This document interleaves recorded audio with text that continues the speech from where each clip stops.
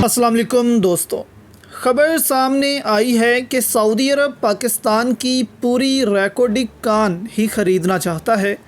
अब क्या ख़रीदने के बाद ये सारा सोना सऊदी अरब चला जाएगा, इस पर बात करते हैं। और साथ 14 अगस्त पर की गई राबिया बाजवा जो कि लॉयर हैं, उनकी एक छोटी सी तकरीर भी आपके साथ दोस्तों शेयर करेंगे। कैसे वो जर्नैलों पर बरस पड़ी हैं, ये भी आपके सामने रखेंगे। आपकी राय में दोस्तों, क्या सऊदी अरब को रेकॉर्डिंग की कॉपर और सोने की कान फ़रोख्त करनी चाहिए या नहीं? कमेंट में अपनी राय से हमें ज़रूर आगाह करें। अब खबर सामने आई थी कि सऊदी अरब रेकॉर्डिंग कान में सरमायाकारी का ख्वाहिशमंद है। अब इसमें 7 अरब डॉलर्स की सरमायाकारी जो है दोस्तों, वो कैनेडियन कंपनी बैरक गोल्ड कर रही है। इस सरमायाकारी के बाद एक इंफ्रास्ट्रक्चर खड़ा हो जाएगा, जिसके बाद ये सोना निकलेगा इस जगह से। अब असल ख़बर से पहले जो ये ख़बर दे रहे हैं, इस पर बात करते हैं। ये ख़बर फैला रही है कि नहीं, जो 7 अरब डॉलर्स कैनेडियन कंपनी ने लगाने हैं वो सऊदी अरब लगाना चाहता है या हाफ ऑफ लगाना चाहता है, ताकि सऊदी अरब को भी इससे फ़ायदा हो सके। लेकिन वॉल स्ट्रीट जर्नल ने दावा कर दिया है कि सऊदी अरब पाकिस्तान का 50% जो हिस्सा है वो ख़रीदना चाहता है। यानी कि यहाँ पर 50% इस कंपनी को मिलेगा जो ये सोना निकालेगी, और 50% पाकिस्तान को। और इस 50% में से 25% बलूचिस्तान का हिस्सा होगा और 25% पूरे पाकिस्तान का हिस्सा होगा। यानी कि अगर हर साल 2 अरब डॉलर्स हमें इस कान से मिलेंगे, मिसाल के तौर पर, तो 1 अरब डॉलर्स कंपनी लेगी, 50 करोड़ डॉलर्स बलूचिस्तान को मिल जाएंगे और 50 करोड़ डॉलर्स पाकिस्तान के ख़जाने में चले जाएंगे। अब देखें, इस माइन में गोल्ड और कॉपर को मिलाकर 1000 अरब डॉलर्स यानी कि 1 ट्रिलियन डॉलर्स के ज़खायर मौजूद हैं, जिनको निकालते निकालते 40 साल का वक्त लग सकता है। अगर ज़्यादा स्पीड से काम हो तो 20 साल में ये सारा सोना हम निकाल सकते हैं। अब 500 अरब डॉलर्स इसमें कंपनी के होंगे, इस पर जो मेहनत करेगी और सारा इंफ्रास्ट्रक्चर खड़ा करेगी, और बाकी 500 अरब डॉलर जो हैं वो पाकिस्तान के हिस्से में आएंगे। यानी कि 250 अरब डॉलर्स बलूचिस्तान को मिलेंगे और 250 अरब डॉलर्स पाकिस्तान को मिल जाएंगे। अब सऊदी अरब को ऑफ़र की जा रही है कि आप पाकिस्तान का जो हिस्सा है वो सारा ख़रीद लें और हमें एक साथ 500 अरब डॉलर्स दे दें। इसमें थोड़ी बहुत कंसेशन हम आपको कर देंगे, यानी कि 450 अरब डॉलर्स का आप ये ख़रीद लें और हम एक साथ पैसे दे दें, और ये कान आपकी हुई। अब ये इतना बड़ा ब्लेंडर है कौम के साथ कि कौम इनको कभी माफ़ नहीं करेगी।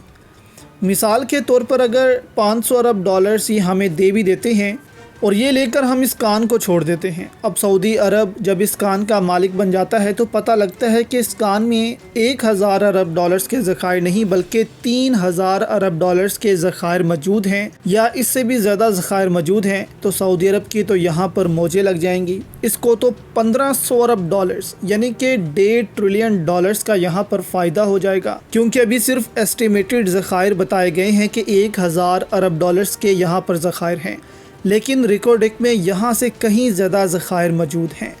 तो इससे आप अंदाज़ा लगाएं कि ये कितना बड़ा ब्लेंडर करने जा रहे हैं मुल्क के साथ। अगर एक साल में दोस्तों हमें 5-6 अरब डॉलर्स भी मिल जाते हैं तो आप कह लें कि पाकिस्तान स्लो अपने पैरों पर खड़ा हो जाएगा। हमें IMF के पास जाने की ज़रूरत नहीं पड़ेगी। 40 साल तक अगर इस माइन से हम पैसे लेते हैं तो मुमकिन है कि इस जगह से 10-10 अरब डॉलर साल में, 20-20 अरब डॉलर साल में पाकिस्तान को मिलते रहें।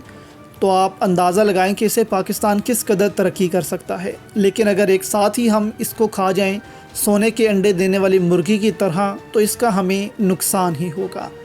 इसके अलावा राबिया बाजवा ने भी दोस्तों 14 अगस्त को लेकर एक बड़ी तकरीर की है। जर्नैलों को क्या पैगाम दिया है, ये आप छोटा सा क्लिप सुने उनका। मैं ये समझती हूँ कि ये सिर्फ इंडिपेंडेंस डे नहीं है, ये कॉन्स्टिट्यूशन डे भी है, क्योंकि 1973 का जो कॉन्स्टिट्यूशन था वो 14 अगस्त को ही इन्फोर्स किया, और ये वो कॉन्स्टिट्यूशन के जो तमाम अकलियतों के राइट्स को, तमाम मिनॉरिटीज के राइट्स को प्रोटेक्ट करता है। ये वो कॉन्स्टिट्यूशन है कि जिसकी स्पिरिट वो है जो कायद आज़म मोहम्मद अली जिन्ना की 11 अगस्त की तकरीर थी, जिसके अंदर उन्होंने बात की कि हमने एक डेमोक्रेट, एक लिबरल पाकिस्तान चाहिए। वो थियोक्रेसी के खिलाफ थे, वो थियोक्रेटिक स्टेट नहीं बनाना चाहते थे, वो रुजती, ऐसी रुजती और फंडामेंटलिस्ट रियासत नहीं चाहते थे जो अकलियतों के हकूक का, खवातीन के हकूक का इस्तेहसाल करे। तो ये बहुत, और अनफॉर्चुनेटली हुआ क्या कि हमारे कॉन्स्टिट्यूशन के अंदर जिसमें कायद आज़म मोहम्मद अली जिन्ना की तकरीर को इनकॉर्पोरेट होना चाहिए था, उधर ज़ियाउल हक की जो डिक्टेटर की सोच थी उसको इनकॉर्पोरेट किया, जिसकी वजह से पाकिस्तान के अंदर अक़लियतें गैर महफूज हुई, जिसके अंदर पाकिस्तान के अंदर नफरत के बीज बोए गए। और आज आप देखते हैं कि हम सबको, सिर्फ एक आप लोगों को नहीं, पाकिस्तान में हर सूझबूझ रखने वाले को, पाकिस्तान में जो आइन की बात करता है, पाकिस्तान में हर वो शहरी जो कानून की बात करता है, जो रूल ऑफ लॉ की बात करता है, जो इस्टेब्लिशमेंट के हाथ रोकना चाहता है, जो अवाम का इस्तेहसाल कर रहे हैं, उनको बहुत सारे खतरात हैं। आप आज देख रहे हैं कि डेमोक्रेसी किस संगीन खतरात का शिकार है कि सियासी जमातें भी, इस्टेब्लिशमेंट तो एक तरफ, उन्होंने इस्टेब्लिशमेंट ने सियासी जमातों का इस्तेमाल किया जो मुल्क के अंदर इंतखाबात नहीं होने देना चाहते।